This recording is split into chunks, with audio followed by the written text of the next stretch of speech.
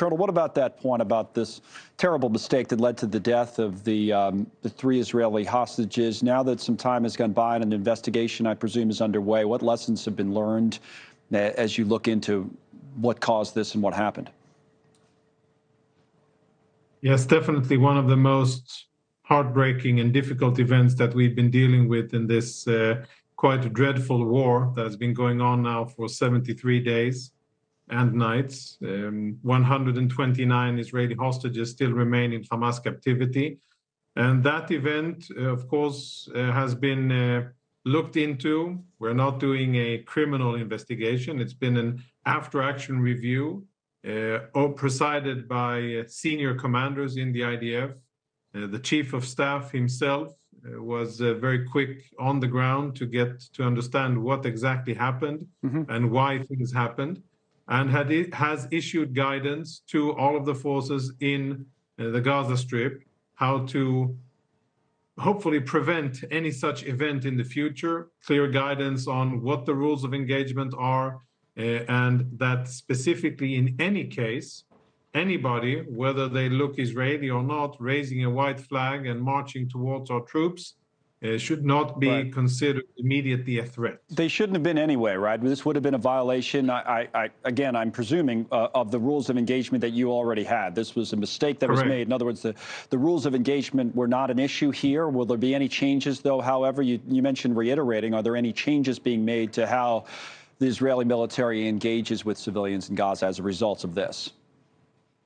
No, there isn't, because it became very clear from the beginning that the soldiers who fired, they operated contrary to our rules of engagement, and they shouldn't have fired.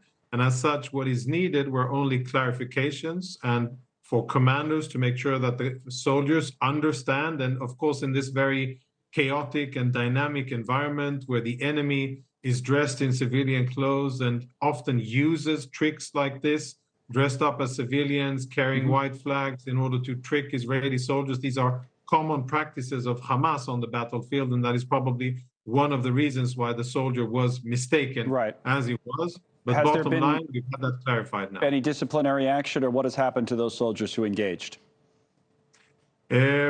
They've been, of course, their commanders have spoken with them, and it's not over.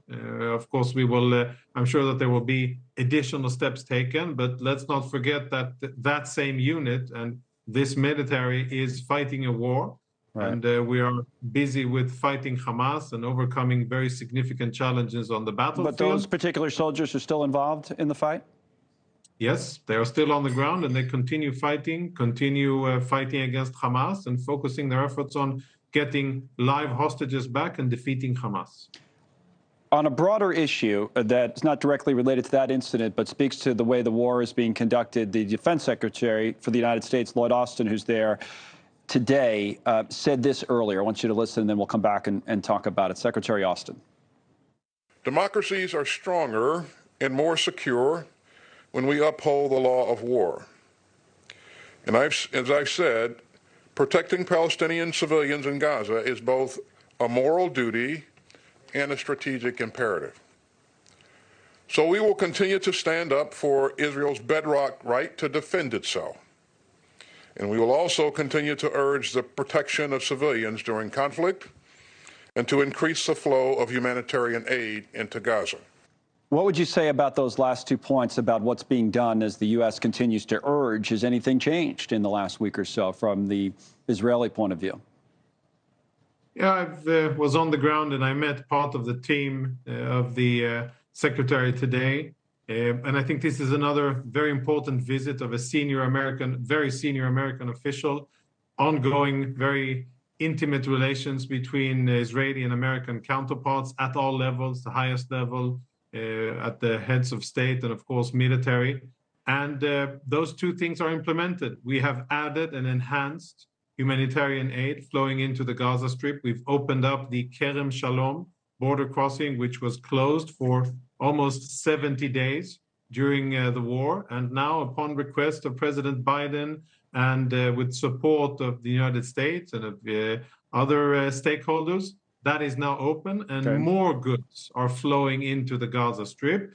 The hope is, and what's really important, is that the humanitarian aid really gets to those who need it and isn't siphoned off and stolen by Hamas thugs, which we have seen happening in the Gaza Strip. Now, one last question on the war in a broad sense. We see the reports of the raids the IDF is carrying out in Gaza, mostly in southern Gaza now, but still in pockets of northern Gaza. But we also see the reports along the border with Lebanon of the clashes that have increased there with Hezbollah. So how close are we at this point to an all-out war with Hezbollah there that would widen this conflict significantly? What's the latest on that front?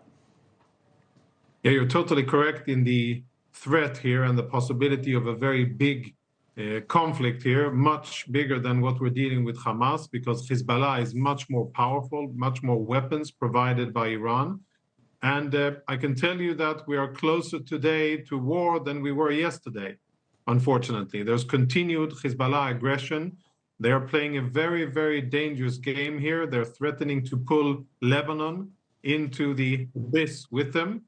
And it's a very challenging situation. We are defending and hoping that a diplomatic solution can be found. If it isn't found, then we stand ready to defend ourselves. So I just want to make sure it's clear what you're telling us. So you're on the brink of all-out war with Hezbollah on the Lebanese border is what you're saying. I'm saying that if a diplomatic solution isn't found by various stakeholders, then we as the military are, of course, ready to defend our civilians and our sovereignty with the tools that we have at our disposal. Okay, Lieutenant Colonel Conricus, as always, thank you for answering all the questions. We appreciate your time.